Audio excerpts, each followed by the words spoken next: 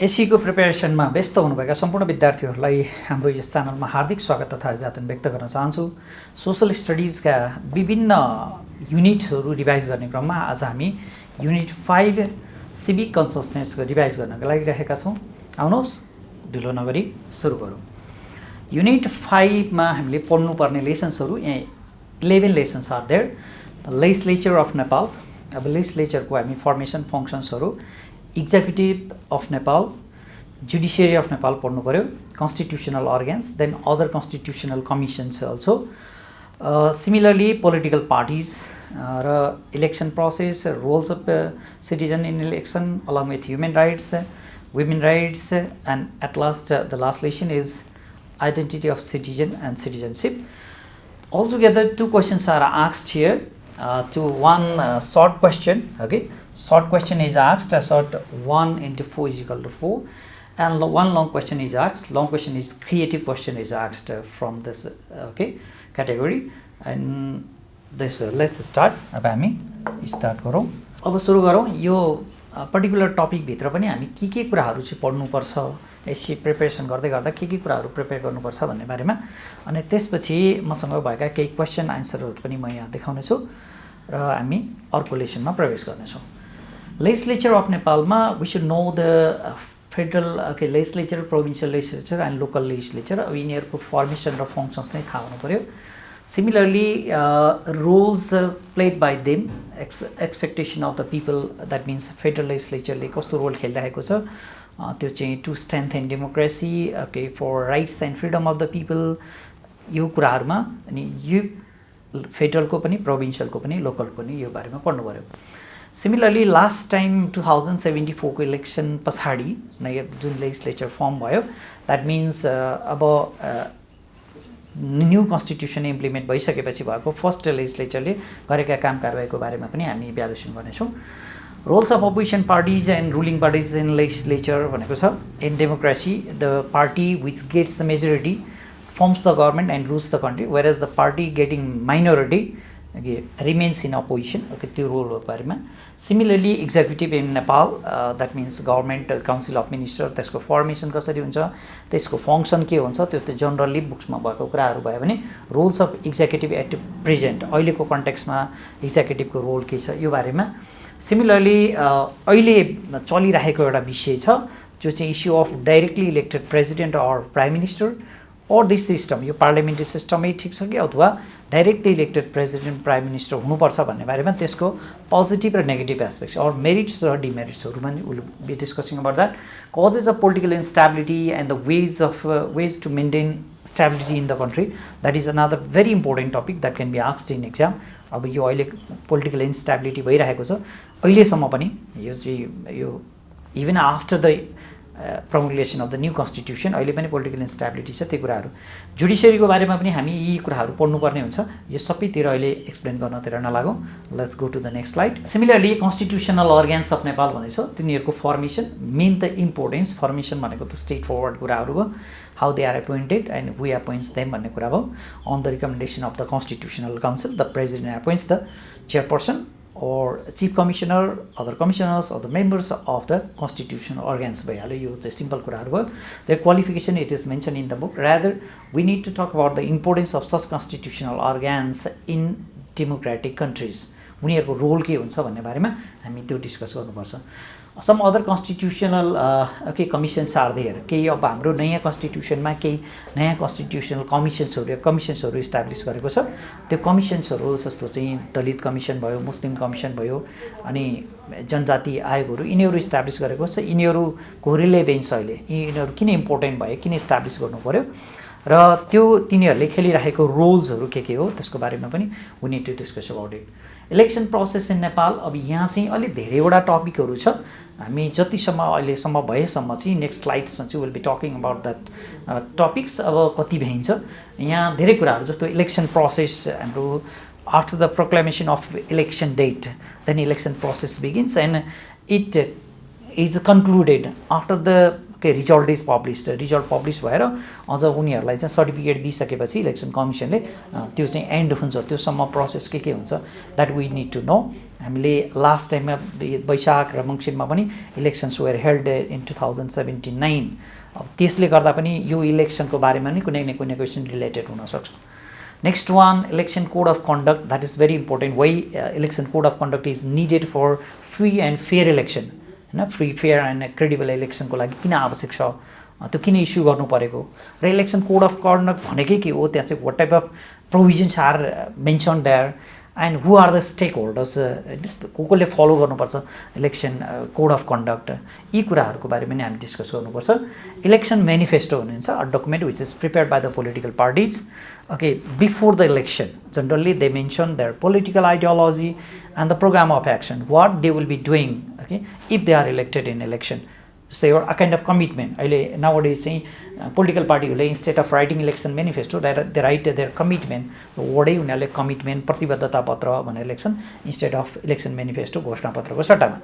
यसको बारेमा पनि हामी डिस्कस गर्नुपर्छ नोटा भन्ने छ none of the above have the slide यसको बारेमा डिस्कस गरौँला biometric voters identity card why it is needed what is its importance भन्ने बारेमा यसको लागि के प्रोसेस गर्नुपर्छ यसको इम्पोर्टेन्स के हो role of citizen in election okay to conduct any election in free fair and credible environment okay in manner त्यो role of citizen not only त्यो पोलिटिकल पार्टी मात्रै रेस्पोन्सिबल होइन government is responsible election commission is responsible political parties and candidates are equally responsible similarly the people the voters are also equally responsible हामी voters पनि as a conscious citizen though you are not voter होइन स्टुडेन्ट्सहरू जो चाहिँ below 18 years okay they can not cast vote तैपनि they also have really wonderful role in election will need to talk about this regarding human rights के human राइट्सको चाहिँ हामीले पढेको के हो भने द आर्टिकल्स होइन प्रोभिजन्सहरू जुन छ आर्टिकल्सहरू जुन छ universal declaration of human rights proclaim by the united nations on 10 December 1948 यो चाहिँ हामीले पढेका छौँ त्यो एउटा पाटो भयो त्यसमा चाहिँ त्यहाँ भएका प्रोभिजन्सहरू बुकमा लेखेको छ द्याट इज अनदर पार्ट अब हामीले त्यो प्रोभिजन्सलाई we can relate those provisions with the fundamental rights कि mention in the constitution of Nepal हामीले 9मा फन्डामेन्टल राइट्सको बारेमा पढ्यौँ अब 10मा चाहिँ ह्युमन राइट्सको बारेमा हुन त 8मा पनि पढेको ह्युमन राइट्सको बारेमा universal declaration of human rights अब त्यसलाई चाहिँ हामीले रिलेट गरेर okay what type of provisions have been kept in our constitution भन्ने बारेमा पनि यसको बारेमा पढ्नु पऱ्यो अर्को कुरा present condition of human rights in Nepal when we ask this question यो क्वेसन सोध्दै गर्दा many of the students write about what अब अहिले चाइल्ड राइट्सको कुरा अनि वुमेन राइट्सको कुराहरू डोमेस्टिक भाइलेन्सका कुराहरू अरू कुराहरू यो मेन्सन गरिरहेको छ त्यो मात्रै होइन okay we need to mention those things too तर त्यो मात्रै होइन कि अहिले जस्तो 10 इयर्स लङ माओइस्ट इन्सर्जेन्सी नेपालमा 2052 देखि 2062सम्म होइन फर्मल्ली भन्यो भने 2063 मङ्सिर 5 भन्दा अगाडिसम्म चाहिँ एउटा वार चलेको थियो between the Maoist and the government त्यो बिचमा चाहिँ nearly 17,000 people where killed during that war between the Maoist and the government अब त्यो गभर्मेन्ट र माओइस्ट दुइटै साइडबाट चाहिँ त्यहाँ ह्युमन राइट्स भाइलेसनका केसेसहरू धेरै भएका थिए ठिक छ वारमा जाने कुरा युद्ध हुने कुरा र युद्धमा बन्दुक बोकेर लडाइँ लगेका मान्छेहरू मर्ने कुरा द्याट इज अनदर म्याटर त्यसलाई चाहिँ अब ह्युमन राइट्स भाइलेसन भनिँदैन तर त्यही बिचमा पनि फ्रम बोथ साइड्स अब कयौँ मान्छेहरूको चाहिँ रेप भएर हत्या भएको केसहरूदेखि लिएर अरू धेरै त्यस्ता किसिमका human rights severe type of human rights भाइलेसनका केसेसहरू थिए कतिको चाहिँ इनोसेन्ट मान्छेहरू पनि मारिएका केसहरू थिए यस्ता किसिमका केसहरूको बारेमा पनि अब हामीले त्यो अहिले चाहिँ कमिसन्सहरू बनेको छ तर उनीहरूले the victims still have not got justice पाएका छैनन् त्यसैले त हामीले अहिले पनि रिसेन्टली सुनिरहेका छौँ अनेक कुराहरू र गभर्मेन्टले एउटा एक्टलाई चाहिँ अहिले पार्लियामेन्टमा पेस गरेको छ प्रोबेबली यो भिडियो रिलिज भएर केही समय पछाडि तपाईँहरू एसई दिँदै गर्दाखेरि त्यो पास भएको पनि हुनसक्छ त्यो भयो भने हेर्दै गर्नुहोला अर्को कुरा अनि women's rights and indigenous and ethnic राइट्सको बारेमा नेपालको कन्स्टिट्युसनमा के प्रोभिजन गरिराखेको लेखेको छ वुमेन राइट्स वुमेन इम्पावरमेन्टको लागि इन्डिजिनियस कम्युनिटीको राइट्सको लागि पहिला त उनीहरूको कमिसन बनाएको छ होइन सँगसँगै यसमा अब जस्तो विभिन्न खालका प्रोभिजन्सहरू इन्क्लुड गरिएको छ कन्स्टिट्युसनमा जस्तो इन्क्लुसिभ पार्टिसिपेसनको कुरा हो प्रोपोर्सनल रिप्रेजेन्टेसनको कुरा हो त्यो चाहिँ हाउस अफ रिप्रेजेन्टेटिभ्समा त्यसपछि इभन नेसनल एसेम्ब्लीमा इभन प्रोभिन्सियल एसेम्ब्लीमा अनि यी किसिमको कुराहरू चाहिँ यो हामीले इन्क्लुड गर्नुपर्ने हुन्छ challenges of providing human rights in the context of Nepal also त्यो कुराहरू डिस्कस गर्नु पर्यो यो माथिल्लो टपिकमा गएमा identity of citizen and citizenship भनेको छ टाइप्स अफ सिटिजन यो बुकमै भएको कुरा हो मैले त्यसलाई त्यति धेरै फोकस होइन तर वान म्याटर भनेको अहिले नयाँ इन्ट्रोड्युस गरेको चाहिँ एउटा छ जस्तो नन रेजिडेन्ट नेप्लिजलाई दिन सकिने सिटिजनसिप त्यो सिटिजनसिप चाहिँ त्यसको इम्पोर्टेन्स के हो त्यसबाट नेपालको कन्टेक्स्टमा नेपाललाई के फाइदा हुन्छ भन्ने किसिमको कुराहरू अलिकति डिस्कस गर्नुपर्ने हुन्छ let's go to the next slide अब क्वेसन हामीले यो जानिसकेपछि 2074 मा यस्तो टाइप अफ क्वेसन्स आएको थियो 75 को एउटा लङ क्वेसन छ क्वेसन सरसर्ती हेरौँ and will not be talking about all this questions you can just practice yourself evaluate the role of election commission of Nepal in successfully conducting the election of the 3 levels of federal Nepal how did biometric voters identity card enable the election to be free and fair भनेको छ अब यसमा हामीले election किन यो सोध्यो भने 2074 मा इलेक्सन भएको थियो नेपालमा त्यो लोकल लेभल इलेक्सन र चाहिँ फेडरल र प्रोभिन्सियल लेभलको इलेक्सन पनि 2074 मा भएको थियो त्यही वर्ष बनेको क्वेसन भएको हुनाले यो क्वेसनमा चाहिँ इलेक्सन कमिसनको रोलको बारेमा सोध्यो अब अहिले पनि इलेक्सन भएको छ अहिले पनि त्यसै नै अहिले पनि इलेक्सन भयो लोकल लेभलको इलेक्सन पनि भयो र प्रोभिन्सियल र चाहिँ फेडरल पार्लियामेन्टको इलेक्सन हो तर त्यही क्वेसन सोध्छ भन्ने होइन सम टाइप त्यस्तै खालको रिलेटेड क्वेसन आउन सक्छ Prepare a model of an article to be published in a daily newspaper under the title Contribution of Supreme Court Protection of Fundamental Rights and Constitution भनेको छ यो सुप्रिम कोर्टको त जस्तो चाहिँ कन्स्टिट्युसनको फाइनल एन्टरप्रेनर भनेको त्यो इन्टरप्रेट गर्ने इन्टरप्रेटर फाइनल इन्टरप्रेटर भनेको कन्स्टिट्युसनको फाइनल इन्टरप्रेटर भनेको चाहिँ त्यो सुप्रिम कोर्ट हो त्यसैले गर्दाखेरि उसले चाहिँ के इन्टरप्रिटेसन गर्छ भन्ने कुरा महत्त्वपूर्ण हुन्छ र फन्डामेन्टल राइट्सहरू प्रोटेक्ट गर्ने if you are deprive from your fundamental rights then you can go to the court जाने भनेको जुडिसियरीमा हो जुडिसियरीबाट हामीले त्यो जस्टिस पाउँछौँ हैन अब अर्को among them what kind of rights you are utilising now which are provided by the universal declaration of human rights भनेको छ व्हाट काइन्ड अफ बेनिफिट्स भने अब हामीले त्यो मध्येबाट कुन कुन चाहिँ हामीले युटिलाइज गरिराखेको fundamental rights universal declaration of human rights अघि मैले भनेको जस्तो कम्पेरिटिभ स्टडी यो गर्नुपर्ने हुन्छ अब यतातिर भन्दा अरू स्लाइड्सतिर okay talking about the organs of the state you should not be confuse about constitutional organs and generally organs of the state there are 3 major organs of the state okay legislature executive and judiciary are the 3 major organs of the state okay legislature formulates law executive executes law and then judiciary punishes those who break the laws ले break गर्छ तिनीहरूलाई चाहिँ punishment गर्ने काम चाहिँ जुडिसियरीले गर्छ similarly अब लेजिस्लेचरको यसको बारेमा पनि let's not discuss in details because there are some just definitions about a judiciary some dictionary meaning and others talking about this यो पनि हामी त्यस्तै छ different type of legislatures are there in different countries in the world and they have different names you can see there is different names जस्तो ठाउँअनुसार फरक फरक हुन्छ नेपालको कन्टेक्स्टमा के भनिन्छ हामी अर्कोमा छ फङ्सन्स अफ फेडरल लेजिस्लेचर नेपालको कन्टेक्स्टमा चाहिँ के हुन्छ भने बाई क्यामेरल फेडरल लेजिस्लेचर छ फेडरल लेजिस्लेचर भनेको दुईवटा हाउसेसहरू छ एउटा हाउस अफ रिप्रेजेन्टेटिभ अर्को नेसनल एसेम्ब्ली अनि अर्को भनेको प्रोभिन्सियल एसेम्ब्ली चाहिँ के हुन्छ युनिक्यामेरल हुन्छ एउटा मात्रै हुन्छ प्रोभिन्सियल एसेम्ब्लीहरू अब यस्तो किसिमको चाहिँ लेजिस्लेचर छ यो पनि म डिटेलमा जाँदिनँ जस्ट स्लाइड मात्रै सो गर्छु र यहाँ बिल चाहिँ कसरी ल बन्छ भन्ने कुरा अलिकति प्रोसेस छ यो समटाइम्स यसलाई क्वेसन चाहिँ बिल ल भन्ने प्रोसेस के हो भनेर सोधिहाल्यो भने यो आन्सर लेख्नुपर्ने हुन्छ जनरली सेकेन्ड वान यो डेफिनेसन चाहिँ यो सेकेन्ड वान चाहिँ अलिकति इम्पोर्टेन्ट होला you can see that one है एडमिनिस्ट्रेटिभ फङ्सन यो फङ्सनमा पनि यो स्ट्रेट फरवर्ड टाइप अफ क्वेसनको यो आन्सर्सहरू भयो तपाईँको बुकमै पनि छ स्लाइडहरू जस्तो मसँग स्लाइड भएको हुनाले स्लाइड मात्रै मैले सो गर्छु यसमा चाहिँ अरू यो पर्दैन यतातिर डिस्कस गरिएन है अर्को भनेको अब एक्जिक्युटिभमा जाउँ ओके एक्जिक्युटिभमा जाँदाखेरि अब एक्जिक्युटिभ भनेको चाहिँ को भन्दा the head of executive as per the constitution of Nepal is prime minister and other ministers are there security forces units department offices are there head of executive को हुन्छ भने head of executive is the prime minister at present अब यो चाहिँ I have kept this यो slide भनेको चाहिँ from the constitution of Nepal नेपालको कन्स्टिट्युसनकै हो यो जस्ता तस्तै कपी गरेकै स्लाइड हो तपाईहरुसँग कन्स्टिट्युसन छ भने यु क्यान सी देयर अनि पीडीएफ फाइल छ भने पनि त्यो पीडीएफ फाइलमा पनि हेर्न सक्नुहुन्छ यही नै कुराहरु यो त्यहाँ भएको कुराहरु हैन यो कसरी प्राइम मिनिस्टर एपोइन्ट हुन्छ अब धेरैको क्वेशन हुन्छ formation of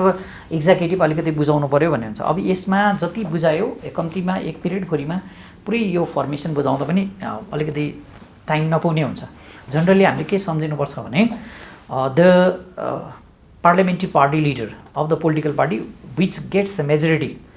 in the House of Representatives is appointed as the Prime Minister by the President भन्ने कुरा सम्झिनु पर्यो पहिलोमा दोस्रोमा यदि कसैले पनि मेजोरिटी लिएर आएन भने के गर्ने व्हाट टु डु मसी मेजोरिटी ल्याएन भने जसले टु अर मोर पोलिटिकल पार्टीजको चाहिँ त्यो कोलिसनबाट चाहिँ मेजोरिटी क्लेम गर्न सक्छ अनि त्यतिबेला कोलिसन गभर्नमेन्ट बन्न सक्छ त्यो चाहिँ जसले क्लेम गर्छ yes I have majority I don't have complete majority of my political party but I have the support of this political parties so I have got majority भनेर क्लेम गर्दाखेरि त्यो अवस्थामा उलाई चाहिँ प्राइम मिनिस्टर एपोइन्ट गरिन्छ अब त्यो भएन भने फेरि कसैले पनि क्लेम गरेन हैन no political party has majority कसैले क्लेम गरेन सबैले क्लेम मै हुनुपर्छ मात्रै दाबी गरिराख्यो भने इन दैट केस चाहिँ के हुन्छ भने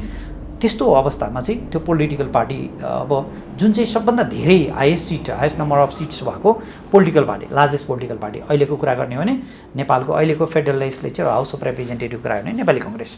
अब त्यस्तै त्यो सबभन्दा लार्जेस्ट जसले छ उसको चाहिँ लिडरलाई चाहिँ एपोइन्ट गरिन्छ अब त्यसबाट पनि हुन सकेन अथवा त्यसमा भएको पनि अब के भनेको छ भने फेरि हामीले गर्नुपर्ने भनेको भोट अफ कन्फिडेन्स लिनुपर्ने भनेको छ हैन अघि भनेको सेकेन्ड अनुसार र अब अहिले मैले भनेको थर्ड अनुसार जो एपोइन्ट भएको छ he she should get the vote of confidence within 30 days okay from the date of his or her appointment भनेको छ अब त्यो भइसक्यो फेरि भोट अफ कन्फिडेन्स त लिनु पर्यो 138 जनरली पुर्याउनु पर्यो प्लस गर्नु पर्यो यदि भोट अफ कन्फिडेन्स पाएन भने फेरि अर्को फिफ्थमा जान्छ त्यो भनेको एनी मेम्बर अफ द पार्लियामेन्टको कुनै पनि मेम्बरले क्लेम गर्न सक्छ आई हेभ मेजोरिटी भनेर अनि तर उसले क्लेम गर्यो भने हिसी विल बी एपोइन्टेड क्लेम त्यतिकै गरेर भने एउटा प्रुफ सहितको क्लेम गर्नु पर्यो अनि he she will be appointed as the prime minister by the president तर उसले पनि के गर्नु पर्यो 30 डेज भित्रमा पुर्याउनु पर्यो अब 30 डेज भित्रमा उसले पनि फेरि के पुर्याउनु पर्यो त्यो मेम्बर प्रुभ गर्नु पर्यो भोट अफ कन्फिडेन्स लिनु पर्यो इफ नट अब सकेन भने चाहिँ उसको रिकमेन्डेसनमा the president will dissolve the house of representatives and declares the fresh election भनेको छ है यो यति नै भयो त्यति लामो नगरौँ यहाँ प्रोसेस सबै यहीँ छ यो चाहिँ कन्स्टिट्युसनकै लाइन बाई लाइन हो नाउ जुडिसियरी अब जुडिसियरीको बारेमा नि हामी त्यति धेरै अब कन्स्टिट्युसनकै कुराहरू छ अलिकति हेरौँ अब हामीलाई थाहा भएको एकदम सिम्पल कुराहरू भयो there is okay supreme court in Kathmandu and high courts in 71 in okay his province district courts in 77 भनेको छ specialise court can also be formed त्यो फर्म गर्न सकिन्छ फर इक्जाम्पल अब अहिले पनि स्पेसल कोर्ट छ जुन करप्सन रिलेटेड केसेसहरू हेरिरहेको हुन्छ apart from this district administration अफिसले पनि सम जुडिसियल राइट्सहरू प्रयोग गरिरहेको हुन्छ अनि त्यस्तै कारण लोकल लेभलहरूले पनि सम जुडिसियल राइट्सहरू प्रयोग गरिरहेको हुन्छ है अब यो चाहिँ जुडिसियरीका फङ्सन्सहरू भयो let me not explain about this functions तपाईँहरूले हेरेर पनि केही कुराहरू लिन सक्नुहुन्छ यो बुकमै पनि भएको कुराहरू मसँग भएको स्लाइड अब यो कसरी एपोइन्ट हुन्छ भन्ने कुरा पनि यहाँ लेखिरहेको छ supreme court high court district court and supreme कोर्टको जजेसहरू हाउ दे आर एपोइन्टेड भन्ने कुरा अब यहाँबाट मलाई अलिकति समराइज गर्नु पर्यो भने सुप्रिम कोर्टको जजेसहरूलाई पनि उनीहरूलाई पनि हटाउन मिल्छ त्यो हटाउन मिल्ने भनेको चाहिँ through the motion of impeachment by the legislature यो पछिल्लो अर्को स्लाइडमै छ ओके अब चाहिँ हामीले रिभिजनतिर जान पर्यो सम क्वेसन्स फर डिस्कसन्स भनेको छ यिनै क्वेसन्सहरूको बारेमा अर्को स्लाइडमा हामी यहाँ आन्सर सहित छ okay what are the constitutional provisions to maintain check and balance among the 3 organs of the state भनेको छ अब जनरली कन्स्टिट्युसनल प्रोभिजन्स भन्न नि सक्छ इभ्यालुएट द कन्स्टिट्युसनल प्रोभिजन्स भन्न सक्छ किनभने यहाँबाट क्रिएटिभ क्वेसन सोध्ने भएको हुनाले व्हाट आर भनेर सोध्नुभन्दा इभ्यालुएट द कन्स्टिट्युसनल प्रोभिजन्सदेखि लिएर अरू यस्तै टाइप अफ चाहिँ क्वेसन्सहरू चाहिँ सोध्न सक्छ but if you know the answer of this question यसको यतिको आन्सर थाहा भयो भने will be able to write the answer of other different type of questions which are related to this question okay अब हाम्रो legislature executive judiciary they are the 3 important organs of the state भनेको छ तिनीहरू तीनटाको बीचमा चाहिँ के गरिएको हुन्छ चेक एन्ड ब्यालेन्स मेन्टेन गरिएको हुन्छ so as to block any type of what control any type of anarchism डिक्टेटरसिपलाई रोक्नको लागि एनार्किजमलाई रोक्नको लागि होइन त्यसपछि पिपललाई जस्टिस प्रोभाइड गर्नको लागि अब यसरी भनेको छ तिनीहरू इन्डिपेन्डेन्टली काम गरिरहेको हुन्छ as per the constitution whatever is mention in the कन्स्टिट्युसनमा मेन्सन गरेको हुन्छ तिनीहरू इन्डिपेन्डेन्टली काम गरिरहेको हुन्छन् लेजिस्लेचरले के गरिरहेको हुन्छ एक्जिक्युटिभलाई पनि कन्ट्रोल गरिरहेको हुन्छ कुनै न कुनै तरिकाले एक्जिक्युटिभले पनि लेजिस्लेचरलाई केही तरिकाले चेक गरिरहेको हुन्छ भने लेजिस्लेचरले जुडिसियरीलाई पनि चेक गरिरहेको हुन्छ र कुनै कोही चाहिँ यदि कन्स्टिट्युसन भन्दा एगेन्स्टमा गयो कोही पनि ल भन्दा एगेन्स्टमा गयो भने judiciary is there to punish anyone जोसुकैलाई होस् प्रेसिडेन्ट होस् प्राइम मिनिस्टर होस् लेजिस्लेटिभ मेम्बर्स होस् जोसुकैलाई पनि पनिस गर्ने यो सिस्टमहरू एप्लाई गरिन्छ भने होइन पहिलो काम त legislature formulates law and then executive executes the law, that means implements the laws formulated by legislature and judiciary punish गर्छ जसले चाहिँ त्यो ललाई ब्रेक गर्छ त्यसलाई पनिश गर्छ अब executive head prime minister is appointed from the legislature अनि he can be dismissed from the legislature through the motion of no confidence होइन त्यो किसिमको डिसमिस गर्न सकिन्छ त्यसै लेजिस्लेटिभ मेम्बरहरूले चाहिँ they can draw the attention of the prime minister मिनिस्टर्सहरूको चाहिँ ध्यान आकर्षण गर्ने उनीहरूलाई अनि त्यो विभिन्न विषयहरूमा गभर्मेन्टले गरिरहेको कामलाई क्रिटिसाइज गर्ने कहिले सपोर्ट गर्नु पर्यो सपोर्ट गर्ने नराम्रो काम गरिरहेको छ भने क्रिटिसाइज पनि गर्नु पायो भने सिमिलरली त्यहाँ कमिटिजहरू हुन्छ भेरियस कमिटिज आर देयर त्यो कमिटीहरू पार्लियामेन्टभित्र पनि कमिटी हुन्छ कुनै एजुकेसनसँग रिलेटेड होला कुनै फरेन एफेयर्ससँग रिलेटेड होला कुनै अरूसँग चाहिँ रिलेटेड कमिटिज आर देयर हो त्यो कमिटीहरूलाई चाहिँ के गर्छ they can draw the attention होइन त्यो कमिटीहरूले चाहिँ ध्यान खिच्नुपर्छ गभर्मेन्टको चाहिँ ध्यान तान्न एटेन्सन गभर्मेन्टलाई इन्स्ट्रक्सन गर्न सक्यो होइन they can draw attentions and they can instruct the governments and so यस्तो किसिमको कामहरू पनि गर्न सक्छ भनेर यहाँ लेखिरहेछ तपाईहरु यो पढेर गर्न सक्नुहुन्छ नोटा भनेको धेरैलाई एउटा जिज्ञासा पनि हुन्छ यो के हो कस्तो हो भन्ने किसिमको कुराहरू पहिला त्यो नन अफ द अबभ भन्ने चाहिँ एउटा हुन्छ त्यो नन अफ द अबभ भनेको चाहिँ के भनेको चाहिँ जस्तो हाम्रो ब्यालेट पेपरमा अहिले भइरहेको विभिन्न पार्टीका चाहिँ सिम्बलहरू हुन्छ त्यहाँ अहिले मेजर पोलिटिकल पार्टीकै कुरा गर्ने भने रुखको सिम्बल हुन्छ सूर्यको सिम्बल हुन्छ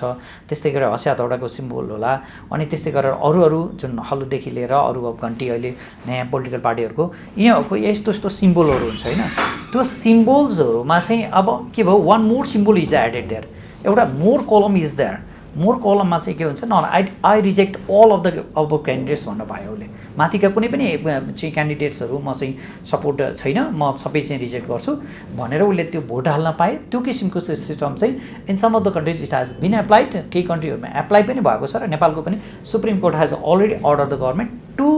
formulate the laws okay to implement this system यो सिस्टमलाई चाहिँ इम्प्लिमेन्ट गर्नलाई ल फर्मुलेट गर्नु भनेको छ तर अनफर्चुनेटली भइरहेको चाहिँ के छ भने अनफर्चुनेटली भइरहेको भनेको त्यो गर्न सकेको छैन अथवा पोलिटिकल पार्टीले गरेको छैन हामीलाई यहाँ चाहिँ मैले अब यसलाई एक्सप्लेन गरेर फेरि पनि टाइम खर्च गरेन यहाँ मैले आफै प्रिपेयर गरेको यहाँ छ यो किन चाहिँ पोजिटिभ यसका चाहिँ पोजिटिभ एस्पेक्ट्सहरू के हुन् यसका नेगेटिभ एस्पेक्ट्सहरू के हुन् भन्ने बारेमा यहाँले यो हेर्न सक्नुहुन्छ र यो ब्याकग्राउन्डको कुरा भयो अलिकति अनि यो चाहिँ पोजिटिभ र नेगेटिभ मेनली यसको चाहिँ बढी मात्रामा पोजिटिभ एस्पेक्ट चाहिँ हुन्छ किनभने यसले यस्तो किसिमको सिस्टमले it makes the political parties responsible to the people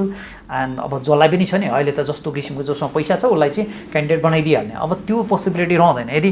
political पार्टीहरूलाई नि a kind of fear is there के हुन्छ भने oh they may reject all of the candidates भन्ने हुन्छ अहिले त के हुन्छ दुइटै यस्तै अर्को पार्टीले कस्तो उठाएछ र मेरो पनि त्यस्तै हो भन्ने तरिकाले गरेछ भने त्यो डिफ्रेन्ट खालको चाहिँ हुनसक्छ त्यसैले गर्दाखेरि अब एक्स्ट्रा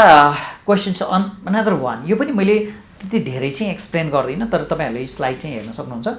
सायद हामी डाइरेक्टली इलेक्टेड एक्जिक्युटिभ हेडको चाहिँ धेरै कुराकानी भइरहेछ यो भएन पोलिटिकल इन्स्टेबिलिटी भयो prime ministers are frequently changed 3 महिना 6 महिना पहिला 6 महिनामा 3 महिना त नभनौँ पहिला 6 महिना 1 वर्षमा चेन्ज हुन्थ्यो अहिले त केही प्रोभिजन त राखेको छ तपाईँहरूको स्लाइडमा छ 6 महिना 1 वर्षमा चाहिँ प्राइम मिनिस्टरहरू चेन्ज भइराख्ने हो पोलिटिकल इन्स्टेबिलिटी हुने भयो त्यसैले गर्दाखेरि if you have directly elected president like of some of the countries अब युनाइटेड स्टेट्स अफ अमेरिकाको कुरा होला अन्य कन्ट्रीहरूको कुरा जस्तै त्यो भयो भने चाहिँ at least there will be the political stability त्यो स्टेबिलिटी हुन्छ अब त्यो प्रेसिडेन्टलाई डाइरेक्टली इलेक्टेड प्रेसिडेन्ट होस् प्राइम मिनिस्टर होस् इमिडिएटली फेरि उसलाई हटाउन मिल्दैन सजिलो तरिकाले हटाउन मिल्दैन अनि त्यो हटाउन मिल्ने कुराहरू गाह्रो हुन्छ होइन मोसन अफ इम्पिचमेन्टबाट पास हुनु पऱ्यो त्यसपछि at least one government okay will rule for 5 years will continue for 5 years भन्ने तरिकाको डिस्कसनहरू चाहिँ चलिरहेको छ। त्यसमा चाहिँ मैले यसको के हुनसक्छ पोजिटिभ कुराहरू के हुनसक्छ directly elected president or prime मिनिस्टरको यसको नेगेटिभ एस्पेक्ट्सहरू के हुनुपर्छ लेखेको छु। हुनसक्छ पोलिटिकल स्टेबिलिटी हुन्छ, अफकोर्स भइहाल्यो, मैले यसलाई एक्सप्लेन गरिनँ, तपाईँहरू हेर्नु होला। Accountable to the people, that to directly elected president or prime minister चाहिँ his is directly accountable to the people. अब त्यो पार्लियामेन्टप्रति भन्दा नि ऊ पिपलप्रति चाहिँ एकाउन्टेबल हुनु पऱ्यो। People not of only particular electoral constituency. अहिलेको प्राइम मिनिस्टर के हुन्छ, एउटा देशको एउटा इलेक्टोरल कन्स्टिट्युन्सीबाट इलेक्ट हुन्छ, अनि उसले धेरै जसो फोकस गर्छ आफ्नै इलेक्टोरल कन्स्टिट्युन्सीलाई गर्छ थ्रु आउट द कन्ट्री भन्दा पनि, किनभने उसले नेक्स्ट टाइममा त्यही इलेक्सन लड्नु छ। तर यो चाहिँ डाइरेक्टली इलेक्टेड प्रेसिडेन्ट हुँदाखेरि के पोसिबिलिटी रहने भने उसले चाहिँ टोटल्ली देशभरिको जनतापट्टि रेस्पोन्सिबल, क्लियर अथोरिटी हुन्छ। अहिलेको जस्तो स्टेट मेकानिजम एकदम फङ्सनलेस हुने हुँदैन, क्लियर अथोरिटी हुन्छ उसँग। यो किसिमको कुराहरू हो। Higher public participation, people directly participate in voting. अब अहिले त के गर्छ, we elect the representatives and the representatives they elect the prime minister, they elect the president. अब त्यो चाहिँ अलिकति डिफ्रेन्ट हुन्छ यहाँ भनेर छ। अब यो त्यति गरेर पोटेन्सियल सम ड्रब्याक्स पनि हुन्छ हरेक कुराको, होइन, प्रोज एन्ड कन्स त हुने कुरा भइहाल्यो। अब एब्सोल्युट पावर चाहिँ एक्सर्साइज गर्ने नेपालको कन्टेक्समा चाहिँ यो चाहिँ सबभन्दा बढी खतरा छ कि, किनभने अहिले त प्राइम मिनिस्टर आफै त्यही एब्सोल्युट पावर चाहिँ एक्सर्साइज गर्न खोजिरहेको छ भने तपाईँ प्रेसिडेन्ट भयो, फुल पावर भयो, उसलाई हटाउनै नमिल्ने भयो भने के हालत होला हेर्नुहोस् त हाम्रो नेपालमा, होइन। हटाउनै नमिल्ने अथवा हटाउनु त मिल्ने तर 2/3 मेजोरिटीले मात्रै हटाउनु मिल्ने त्यस्तो सिस्टम हुने भने नेपालको कन्टेक्समा चाहिँ यो प्रेसिडेन्टले चाहिँ एब्सोल्युट पावर चाहिँ युज गर्ने सक्ने हुनसक्छ। त्यस्तो corruption and abuse of authority हुनसक्छ। रङ क्यान्डिडेट मे विन पनि, potential tussle with the parliament, increase in cost भनेको छ। अब यो यहाँ चाहिँ डिक्टेटरसिप, यो सजिलो भाषा भनेको डिक्टेटरसिप हुनसक्छ भनेको। अनि अर्को चाहिँ corruption and abuse of authority, अब जे गरे पनि भयो नि त, जनरली चेक एन्ड ब्यालेन्सको मेकानिजम स्ट्रङ हुँदैन, त्यसलाई सजिलै चेक गर्न सकिँदैन, होइन। जसरी प्राइम मिनिस्टरलाई सकिन्थ्यो, अहिले प्राइम मिनिस्टरले कुनै नचाहिँदो काम गरेको अवस्थामा पार्लियामेन्ट इज देयर कि द पार्लियामेन्ट अथवा house of representative can remove the prime minister through the motion of no confidence, सिडिहाल्यो। तर यो हटाउन गाह्रो हुन्छ। रङ क्यान्डिडेट विन भनेको चाहिँ यो कस्तो हुन्छ भने कहिलेकाहीँ पपुलारिटी चाहिँ ठ्याक्कै हिडन इन्ट्रेस्ट भएको अथवा चाहिँ बाहिर देखाउँदाखेरि राम्रो खालको, नेपालीहरू अहिले त्यस्तै नै छ, होइन। एकछिन मिठो कुरा गरिदिएपछि वा ट्रस्ट गरिहाल्ने, त्यसको स्टडी गरेर, होइन, यो राम्रो नराम्रो के छ यसको भन्ने तरिकाले उसको भिजन के हो, मिसन के हो, आइडियोलोजी के हो भन्ने कुरा नहेरिकन मजाले केही 2-4वटा भाषण गरेको भरमा ठ्याक्कै इलेक्ट हुने त्यस्तो पनि सिचुएसन हुनसक्छ भन्ने यो चाहिँ खतराहरू त्यहाँ चाहिँ औँल्याइदिएको। अब कहिले राम्रै क्यान्डिडेट पनि हुनुहुन्छ, सधैँ नराम्रो हुन्छ भन्ने छैन। Potential tussle with the parliament, कहिले पार्लियामेन्टसँग टसल हुनसक्छ, किनभने उसले दिएको चाहिँ बिलहरू, होइन, गभर्मेन्टले बनाएका बिलहरू, एक्टहरू पास नहुनु पनि सक्छ पार्लियामेन्टमा, यो टसल हुनसक्छ। इन्क्रिज इन कस्ट भनेको छ। अब यो चाहिँ के हुन्छ भने यदि डबल इलेक्सन गर्ने एकैचोटि गर्दा त कस्ट नबढ्न सक्छ, तर पार्लियामेन्टको छुट्टै र प्रेसिडेन्टको छुट्टै इलेक्सन गर्दाखेरि यसको कस्ट पनि बढ्न सक्छ भन्ने कुरा हो। Regarding why legislature is given more power among the 3 organs of the state in democracy भन्ने छ। डेमोक्रेसीमा चाहिँ जनरली लेजिस्लेचरलाई चाहिँ बढी पावर दिएको हुन्छ। अघि पनि मैले भनेको थिएँ यो किन बढी दिन्छ, लेजिस्लेचर नै बढी पावरफुल किन हुन्छ। एक्जिक्युटिभ छ, त्यहाँ जुडिसियरी छ, तर एक्जिक्युटिभलाई पनि लेजिस्लेचरले कन्ट्रोल गर्छ, हटाइदिन सक्छ, जुडिसियरीलाई पनि हटाइदिन सक्छ, होइन। जुडिसियरको चाहिँ even chief justice and other जजेस अफ द सुप्रिम कोर्ट उनीहरूलाई पनि through the motion of impeachment हटाइदिन सक्छ। प्रेसिडेन्टलाई पनि through the motion of impeachment, त्यस्तै गरेर प्राइम मिनिस्टरलाई नो कन्फिडेन्स मोसनबाट हटाइदिन सक्छ भने कन्स्टिट्युसनल अर्गेन्सका चाहिँ त्यसका मेम्बर्सहरूलाई पनि through the motion of impeachment हटाइदिन सक्छ। किन बढी पावर दिएको भने चाहिँ यो चाहिँ पिपल्सका इलेक्टेड रिप्रेजेन्टेटिभहरू हुन्छन्, किनभने सोभरेन्टी चाहिँ भेस्टेड इन द पिपलसँग हुन्छ कि, होइन। हामी पिपलसँग चाहिँ टोटल्ली कन्ट्रीको सुप्रिम पावर हुन्छ, अनि त्यो हामी आफै एक्सर्साइज गर्दैनौँ कि हामी वी इलेक्ट द रिप्रेजेन्टेटिभ, त्यो रिप्रेजेन्टेटिभले उनीहरूले त्यो युज गर्छ, त्यसैले गर्दाखेरि they are given more power भनेको है। Why the provision of parliamentary hearing is introduced in the constitution of Nepal? नेपालको कन्स्टिट्युसनमा नयाँ के लेखेको छ भने पार्लियामेन्ट्री हेयरिङ भनेको छ। भनेको पार्लियामेन्ट्री कमिटीहरू हुन्छ, त्यो कमिटीमा चाहिँ जस्तो पार्लियामेन्ट्री सुप्रिम कोर्टमा जजेसहरू एपोइन्ट गर्दा अथवा चिफ जस्टिस एपोइन्ट गर्दाखेरि पनि त्यो चाहिँ पार्लियामेन्ट्री हेयरिङ कमिटी थ्रु जानुपर्छ। पहिला कन्स्टिट्युसनल कमिसनले चाहिँ त्यसलाई चाहिँ रिकमेन्डेसन गर्ने कुरा भयो, त्यो रिकमेन्डेसनको आधारमा चाहिँ, होइन, त्यो रिकमेन्डेसन हुन्छ। अनि तर त्योहरू चाहिँ पार्लियामेन्ट्री कमिटीमा डिस्कस हुन्छ, उनीहरूले क्वेसनको आन्सर पनि दिनुपर्छ पार्लियामेन्ट्री कमिटीका मेम्बरहरूले सोधेको, अनि त्यसपछि मात्रै यो फाइनल भएर पास हुने स्थिति हुन्छ। यो पनि यहाँ छ, मैले यसलाई पनि एक्सप्लेन गरिनँ। Regarding evaluate the provisions mention in the constitution Nepal to maintain political stability भनेको यो पनि मैले यहाँ यसलाई एक्सप्लेन गर्न लागि नेपालको कन्स्टिट्युसनमा केही नयाँ प्रोभिजन्सहरू इन्ट्रोड्युस गरेको छ। नेपाल पोलिटिकल इन्स्टेबिलिटी भयो भनेर यहाँ चाहिँ अलिकति पोलिटिकल स्टेबिलिटी हुन्छ कि भनेर this provisions have been introduce in the constitution of Nepal. नेपालमा यो कन्स्टिट्युसनमा छ, तर लास्टमा हेरौँ इभ्यालुएसन, किनभने त्यहाँ इभ्यालुएट लेखेको छ। यो लङ क्वेसन प्रायः अब क्रिएटिभ क्वेसन आउने भयो भने यसरी नै सोध्छ। माथि अलिकति ब्याकग्राउन्ड लेख्नुपर्छ तपाईँहरूले, ब्याकग्राउन्ड लेखेर अलिकति, अनि त्यसपछि पोइन्टमा चाहिँ यो के भइरहेछ भनेर लास्टमा पनि त्यसलाई इभ्यालुएट पनि गर्नुपर्ने हुन्छ। Despite this provisions political instability in the country is still going on. First, the constitution provisions are not enough as there are many loopholes, होइन। अब त्यसै होइन, moreover the electoral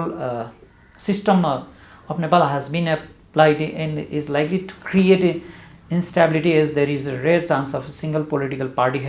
having majority in the House of Representatives. This is very important thing के यहाँ जुन लेखिएको छ हाम्रो इलेक्ट्रोरल सिस्टममै प्रब्लम छ। इलेक्ट्रोरल सिस्टम जुन हामीले एप्लाई गरेका छौँ, जुन चाहिँ पार्लियामेन्ट्री सिस्टम छ, अनि prime minister elected from the parliament or appointed from among the parliament members त्यो भयो, and should get the vote of confidence from the parliament, एउटा किसिम भयो। अनि हामीले प्रोपोर्सनल र अनि mix type of electoral system apply गरेका छौँ। This question can also be asked, त्यो पनि अर्को प्रब्लमको नेपालको कन्टेक्स्टमा अर्को प्रब्लम छ, यहाँ यो मैले मेन्सन गरेको छु है। ओके, यो evaluate the provisions mention in the constitution of Nepal to maintain political stability भनेको छ। अब तपाईँहरूले इभ्यालुएट भन्ने यस्तो टाइपको क्वेसन आयो भने अलिकति ब्याकग्राउन्ड लेख्नुपर्छ। मैले अलिक कम नै लेखेँ होला ब्याकग्राउन्ड, अलिकति पोलिटिकल इन्स्टेबिलिटी, नेपालमा भइरहेको पोलिटिकल इन्स्टेबिलिटीको कुरा लेख्नु पऱ्यो। त्यो चाहिँ धेरै पहिलादेखि 2046मा डेमोक्रेसी रेस्टोर भइसकेदेखि नै त्यही पोलिटिकल इन्स्टेबिलिटी कन्टिन्यू हुँदै गयो, र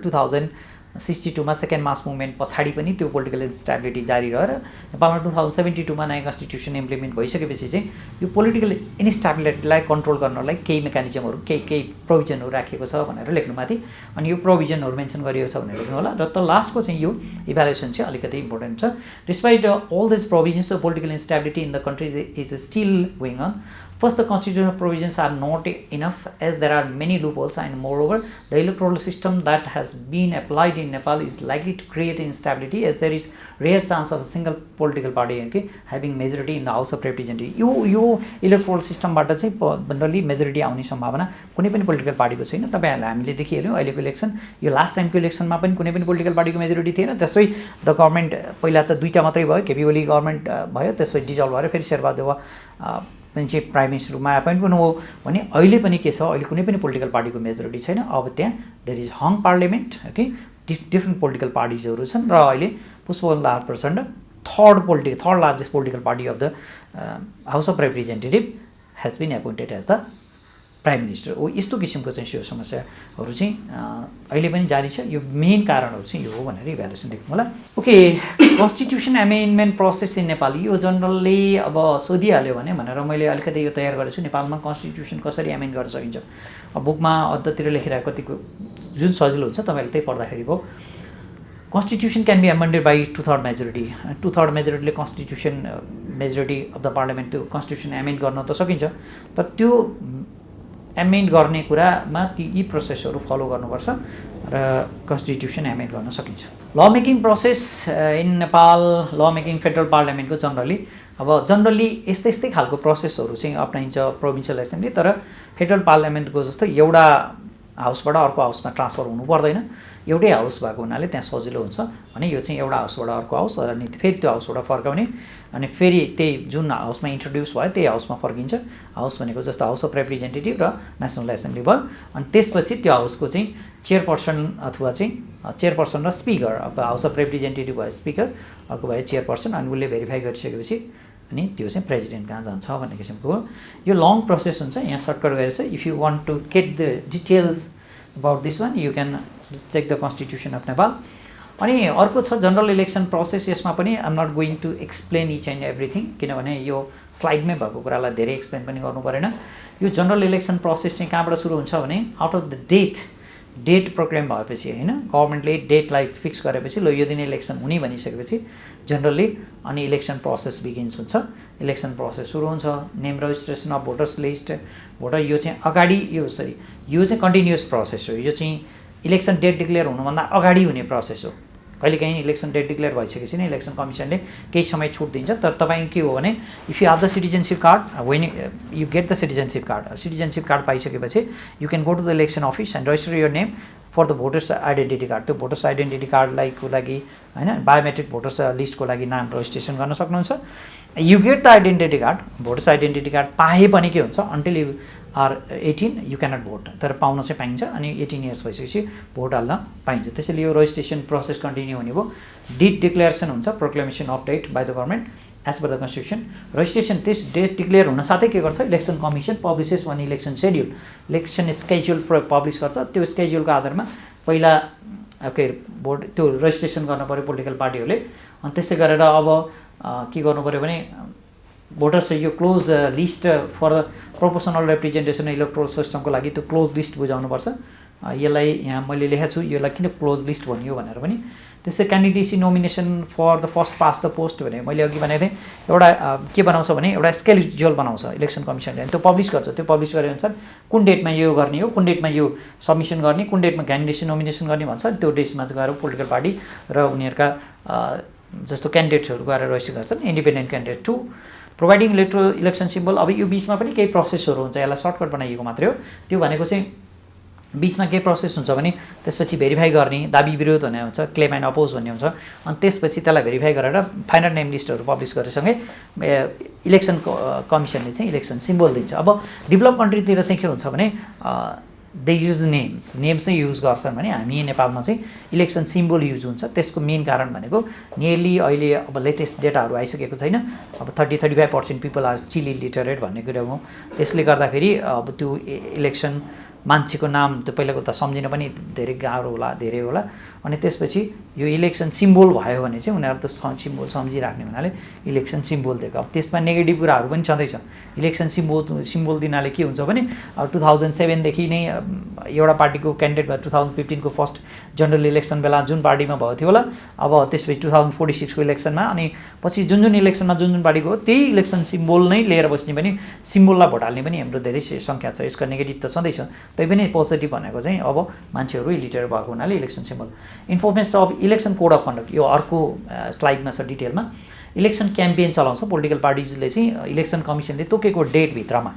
योबाट स्टार्ट हुन्छ, त्योमा चाहिँ सिद्धिन्छ भनेको त्यो डेटमा चाहिँ त्यही डेटहरूमा चाहिँ इलेक्सन क्याम्पेनहरू लन्च गर्छन्। अब कहाँ घर घरमा भिजिट गर्ने हो कि मास मिटिङहरू अर्गनाइज गर्ने हो कि ग्यादरिङ्सहरू गर्ने हो कि भाषणहरू गर्ने हो कि के गर्ने हो, त्यो इलेक्सन उनीहरूले प्रचार प्रसार न्युज पेपरहरूमा छाप्ने हो कि टेलिभिजनमा गर्ने हो कि सबै काम चाहिँ उनीहरूले त्यो डेटभित्रमा गर्छन्। अनि त्यसपछि भोटिङ हुन्छ। भोटिङ 7 o'clock इन द मर्निङमा सुरु हुन्छ र यो 5 o'clock इन द इभिनिङमा एन्ड हुन्छ। मान्छे धेरै भए लाइन छँदैछ भने चाहिँ 5 पछि पनि जान्छ। उही के भनेको भने 5 o'clock भित्रमा चाहिँ लाइन बसिसक्नु पऱ्यो भनेको। अनि भोट काउन्टिङ, अनि के हुन्छ त्यो भोटिङ भइसकेपछि त्यो ब्यालेट पेपरहरूलाई, ब्यालेट बक्सहरूलाई चाहिँ सिल गरिन्छ हैन। सिल गरेर सर्टेन ठाउँ अब कहाँ हुन्छ, अब लोकल लेभलहरूको हुँदाखेरि त्यो म्युनिसिपल अफिसमा लगिन्छ होला हैन, त्यहाँसम्म, अथवा चाहिँ डिस्ट्रिक्टको अब यो प्रोभिन्सियल र चाहिँ फेडरल पार्लियामेन्टको लागि हुँदाखेरि प्रायः डिस्ट्रिक्ट हेडक्वार्टरमै लिएर गएर यो काउन्टिङ भन्ने कामहरू हुन्छ। अब त्यो ठुला सहरहरूमा डिस्ट्रिक्ट हेडक्वार्टरभन्दा अन्यत्र गरिन्छ भने सानो उसमा। अनि sometimes if you are asked to prepare a poster on behalf of the election commission to create awareness about election भनेको छ। यस्तो भयो भने मैले एउटा यसो बनाएँ, यो जनरली इलेक्सन कमिसनले तयार गरेका स्लोगानहरू, यो मैले आफू पर्सनली भन्दा पनि इलेक्सन कमिसनले तयार गरेका स्लोगानहरूलाई मिलाएर चाहिँ यो हुनसक्छ हैन। यसले मैले तल पनि लेखिदिएको छु, इलेक्सन कमिसन अब यो यस्तो किसिमको चाहिँ स्लोगान बनाउन सकिन्छ। अब भेरी सर्टमा आउँदैन, एउटा मात्रै बनाउन आउँदैन, त्यसैले गर्दाखेरि अब यो अलिक धेरै 4 मार्क्सको क्वेसनमा यदि आइहाल्यो भने यस्तो किसिमको क्वेसनहरू बनाउनु पर्ने। Role of political parties for free and fair election. Political पार्टीले के रोल खेल्न सक्छन् कुनै पनि इलेक्सनलाई फ्री र फेयर गर्नको लागि, किनभने they are the major stakeholders, candidates are the major stakeholders, election commission यो सबैको उत्तिकै रोल हुन्छ। अब कुनै पनि इलेक्सनलाई चाहिँ फ्री फेयर इन्भाइरोमेन्टमा कन्डक्ट गर्नलाई गभर्मेन्टको नि रेस्पोन्सिबल हुन्छ, सेक्युरिटी फोर्सेसहरू हुन्छ, मास मिडिया हुन्छ, पोलिटिकल पार्टिज हुन्छ, क्यान्डिडेट हुन्छ, भोटर्स हुन्छ हैन। अनि त्यसपछि इलेक्सन कमिसन भइहाल्यो, इलेक्सन स्टाफहरू हुन्छ, सबैको उत्तिकै रोल हुन्छ। यसको बारेमा यहाँ स्लाइडमा छ। अब इलेक्सन कोड अफ कन्डक्ट भनेको के हो भन्ने किसिमको कुराहरू अलिकति यहाँ मैले छ, यो पनि मैले इलेक्सन कमिसनले बनाएको चाहिँ यो उहरू डेफिनेसनहरू नै हो। इलेक्सन कोड अफ भन्ने set of rules okay that govern and manage the behavior of the political parties, candidates and other stakeholders during an election campaign भनेको छ। यो इलेक्सन क्याम्पेन अथवा इलेक्सन भरि नै हो, इलेक्सन क्याम्पेन र वरिपरि अगाडि पछाडि पनि के गर्नु हुने, के गर्नु हुने, all this things are mention that. अनि यो चाहिँ यो पनि इलेक्सन कमिसनबाटै, यो इलेक्सन कमिसन 2022 को चाहिँ यो कोड अफ कन्डक्ट मैले कपी गरेर यहाँ राखेको, यो चाहिँ घोक्नु पर्दैन कि जस्ट अन्डरस्ट्यान्डिङको लागि के हुँदो रहेछ, कसले पालना गर्नुपर्दो रहेछ भने अन्डरस्ट्यान्डिङको लागि यो घोक्ने कुरा चाहिँ होइन। अनि यहाँ छ यो पनि के छ भने code of conduct to be followed, यो पनि घोक्ने कुरा पनि होइन, तर जान्नुपर्ने कुरा हो। समटाइम्स कुनै पालना गर्नुपर्ने कोड अफ कन्डक्टहरू के भनेर आइदियो भने इलेक्सन कमिसनकै वेबसाइटबाट लिएको हो, तपाईँहरू पनि त्यसो गर्न सकिन्छ। जस्तो मास मिटिङहरू गर्दा के कुराहरूमा ख्याल गर्नुपर्छ भनेको अर्को योभन्दा पछिल्लो स्लाइडमा आउँछ कि इलेक्सन कोड अफ कन्डक्टले कसरी चाहिँ एकदम इलेक्सनलाई फ्री एन्ड फेयर इन्भाइरोमेन्टमा कन्डक्ट गर्न सहज गर्छ भन्दाखेरि पहिला त हामीले इलेक्सन कोड अफ कन्डक्टमा के हुन्छ भन्ने कुरा थाहा हुनु पऱ्यो। त्यही भएर इलेक्सन कोड अफ कन्डक्टमा यी कुराहरू हुन्छ, त्यसैले गर्दा यी कुराहरूले गर्दाखेरि यो कुराहरू इम्प्लिमेन्ट गर्दाखेरि चाहिँ we can conduct election in a free and fair environment भनेर भन्न खोज्छ।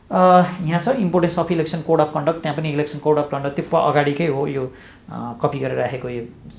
डेफिनेसन। अनि यो इलेक्सन कोड अफ कन्डक्टले चाहिँ यो किसिमको चाहिँ फाइदा गर्छ, कुनै पनि इलेक्सन चाहिँ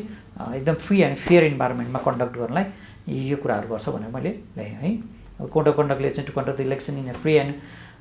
ट्रान्सप्यारेन्ट एन्ड क्रेडिबल म्यानर। के पोइन्ट्सहरू लेखेको छु इलेक्सन कोड अफ कन्डक्टहरूमा, तपाईँहरूसँग पोइन्ट्सहरू हुनसक्छ, त्यो पनि सबै नै राइट नै हो, मात्र यहाँ जसले चाहिँ भेट्नु भएको छ नि यो आन्सर त्यसको लागि यो सहज होला, नत्र यदि तपाईँहरूसँग आन्सर छ भने त्यो पनि राइट नै कुराहरू हो। Election code of conduct apply गर्दाखेरि इफेक्टिभ इम्प्लिमेन्टेसन भयो भने हामीले इलेक्सनलाई फ्री एन्ड फेयर इन्भाइरोमेन्टमा कन्डक्ट गर्न सकिन्छ। अब कहिलेकाहीँ यो मैले स्लाइड पनि तयार गरेको छैन, कहिलेकाहीँ क्वेसन कस्तो आइदिन सक्छ भने यो effective implementation of code of कन्डक्टको लागि चाहिँ स्टेक होल्डर्सको रोल के हुने, जस्तो चाहिँ इलेक्सन कमिसनले के गर्नुपर्छ, पोलिटिकल पार्टिजहरूले के गर्नुपर्छ, भोटर्सले के गर्नुपर्छ, अनि अरू मास मिडियाहरूले के गर्नुपर्छ, यस्तो खालको पनि क्वेसन्सहरू आइदिन सक्छ। फर इक्जाम्पल अब इलेक्सन कमिसनले के गर्नु पऱ्यो भने election commission should take a strong action against those होइन who do not follow the election code of conduct. पाइन्छ नि त हामीले लेख्ने बेलामा यो कुराहरू लेखिरहेको छ के गर्नुहुन्छ के गर्नु हुँदैन भनेर, तर त्यो कुरा फलो नगरेको पाइन्छ। यदि फलो नगरेको अवस्थामा immediate action should be taken by the election commission. एउटा त इलेक्सन कमिसनले त्यो गर्नु पऱ्यो होइन, मोनिटरिङ पनि स्ट्रङली गर्नु पऱ्यो, त्यो किसिम गर्नु पऱ्यो। Political parties their candidate should be responsible, अलिक बढी रेस्पोन्सिबल पनि हुनु पऱ्यो। त्यो पोलिटिकल पार्टिजहरू क्यान्डिडेट्सहरू पनि they should train or they should teach their cadres to follow the election code of conduct. यी कुराहरू रोल खेल्नु परिहाल्यो। हामी भोटर्सहरू र कमन पिपलहरूले के गर्नु पऱ्यो भने we need to inform the election commission होइन or concern authorities if you find any one not following the election code of conduct. कहिलेकाहीँ के हुन्छ हामी नै अब त्यहाँ भोज भतर गर्नु हुँदैन भनेर लेखिरहेछ, हामी नै मजाले भोज भतर गरेर भतर खान गएपछि त त्यो election code of conduct follow हुने कुरा भएन होइन। त्यो सेक्युरिटी पर्सनदेखि अरू सबैले चाहिँ त्यो फलो गर्नुपर्छ भन्ने किसिमको क्वेसन आउन सक्छ। त्यस्तो अवस्थामा मैले फेरि पनि भने रोल अफ स्टेक होल्डर्स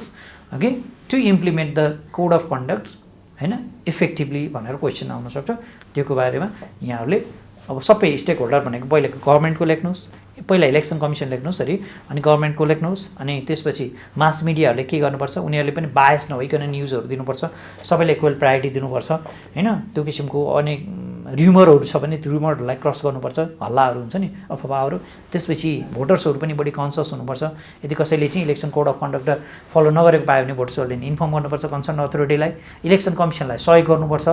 यी कुराहरू चाहिँ अनि पुलिस लगायतका सेक्युरिटी फोर्सेसहरूलाई त्यहाँ मोनिटरिङमा एकदम सहयोग गर्नुपर्छ, स्टिक इम्प्लिमेन्टेसन सहयोग, यी कुराहरू लेख्न सकिन्छ है। अब some other matters to be informed भनेको छ। यो चाहिँ कस्तो भयो भने स्लाइडबाट अब अहिले तयार गर्न भ्याइएन होइन, सबै किसिमको यो एकदम पहिले नै अर्गनाइज गरेको क्लास भन्दा पनि हामीसँग भएका स्लाइडहरूबाट केही कुराहरू स्टुडेन्टलाई दिउँ चाहिँ एउटा मटेरियलहरू तयार गरौँ भन्ने मात्रै उद्देश्य हो। त्यसैले गर्दाखेरि हामीले यो सबै गर्न भ्याएको छैन। Set of election code of conduct for the election on behalf of the election commission भनेको छ, त्यो चाहिँ अगाडि छ, त्यसबाट बनाउन सक्यो। Importance of election code of conduct यो पनि छ। Role of the stakeholders to implement election code of conduct भर्खरै मैले भने होइन, ओरली त्यसको यहाँ स्लाइड छैन। Report writing on election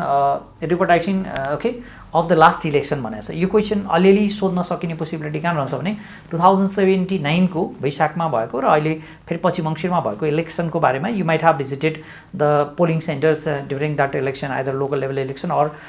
national level इलेक्सनमा चाहिँ भिजिट गऱ्यो होला। त्यहाँबाट इलेक्सनमा के भइरहेको थियो त्यसको बारेमा एउटा रिपोर्ट तयार गर भन्ने तरिकाले इलेक्सन कसरी भयो होइन, कोड अफ त्यहाँ कन्डक्ट इम्प्लिमेन्टेसन भएको स्थिति के रहेछ, के पायो भन्ने तरिकाको क्वेसन्सहरू। अनि त्यसपछि इलेक्सन कमिसनको रोल के पाइयो, त्यसमा पार्टीहरूले कस्तो रोल खेल्यो, that type of question can also be asked. यो कुराहरू भनेको छ। Ways to increase voters participation जस्तो हामी कहाँ चाहिँ 64-65% भोटिङ त्यस्तो किसिमको हुने गर्छ। त्यसलाई इन्क्रिज गर्नको लागि त्यसलाई 75 अथवा 80% होइन जति धेरै पार्टिसिपेसन भयो पिपलको डेमोक्रेसी त त्यति नै बढी स्ट्रङ हुने हो होइन। त्यही स्ट्रेन्थ एन्ड डेमोक्रेसीलाई त्यसले सहयोग गर्नेको। त्यसैले गर्दाखेरि त्यसलाई बढाउन के गर्नु पर्ला भन्ने कुरा पनि अर्को एउटा इम्पोर्टेन्ट कुरा छ अहिले। अनि ways to increase the valid votes है। अनि भ्यालिड भोटलाई चाहिँ कसरी बढाउने भन्ने कुरा, इनभ्यालिड भोट्सहरूको सङ्ख्या छ त्यसलाई बढाउनको लागि पहिलो कुरो त इलेक्ट्रोनिक भोटिङ मेसिनको प्रयोग गर्ने। इनभ्यालिडै हुँदैन, सिडिहाल्यो। अब if we cannot implement it right now what we can do भने ब्यालेट पेपरको साइज बढाउने हो कि होइन, अलिकति त्यसलाई बक्सको साइज बढाउने होला। अथवा चाहिँ त्यो अर्को भनेको चाहिँ वाट वी क्यान डु भनेको त्यसपछि त्यो इङ्क जुन हुन्छ स्ट्याम्पमा राखिने इङ्क पनि अलिकति होइन राम्रो खालको इङ्क राख्नु पऱ्यो भन्न सक्यो। अनि पिपलहरूलाई अवेर गर्नु पऱ्यो, especially how to put the stamp, how to stamp भन्ने कुरामा चाहिँ त्यो पिपललाई अवेर गर्नु पऱ्यो। यो त एकदम ल्याकिङ भइरहेछ। अनि अर्को यहाँ ways to conduct free and fair election, role of stakeholders भनेर छ। अब कसरी free and fair election conduct गर्न सकिन्छ, रोल स्टेक होल्डर्सको रोल के हुन्छ। अघि हामीले role of stakeholders for the implementation of code of conduct भन्यो भने अहिले चाहिँ totally election free and fair environment conduct गर्नको लागि गभर्मेन्टले के गर्नुपर्छ होइन। अनि त्यसपछि इलेक्सन कमिसनले के गर्नुपर्छ, उही भोटर्सले के गर्नुपर्छ, मास मिडियाले के गर्नुपर्छ, अनि अरू स्टेक होल्डर्सहरूले के गर्नुपर्छ, पोलिटिकल पार्टिज क्यान्डिडेट्सहरूले के गर्नुपर्छ, यो बारेमा पनि हामीले जोड्नुपर्छ। अनि यहाँ पनि नलेखिएको अर्को एउटा इम्पोर्टेन्ट कुरा के हो भने हामीले भनेको एउटा अर्को इम्पोर्टेन्ट भनेको भोटर्स एजुकेसन। अहिले भोटर्स एजुकेसन एकदम कम भइरहेको छ होइन। पिपलहरूलाई त्यो भोटिङको बारेमा आइडिया नहुने, पहिलो कुरा भोट गर्नै नजाने हुन्छ। कतिपय मान्छे त भोटै गर्न जान्न भन्ने किसिमको हुन्छ। त्यस्ता मान्छेलाई कसरी कन्भिन्स गर्ने होइन। जसलाई भोट हाले पनि यस्तै हो, के कामले म भोट हाल्न जान्न भन्ने खालका मान्छेहरूलाई कन्भिन्स कसरी गर्ने हो, यस्ता किसिमका कुराहरू पनि क्वेसनमा आउन सक्छ। अब यसको पनि हामी प्रिपेयर चाहिँ गर्नुपर्ने हुन्छ। अब सबै कुराहरू यहाँ भइएन। Anyway thank you very much. तर हाम्रो च्यानललाई सब्सक्राइब गर्न चाहिँ नबिर्सनु होला। हामी यस्तै अरू लेसनहरूको पनि यस्तै अरू युनिट्सको पनि भिडियोजहरू अपलोड गरिसकेका छौँ, अरू पनि गर्नेछौँ। त्यसैले गर्दा please do not forget to subscribe the channel. Thank you.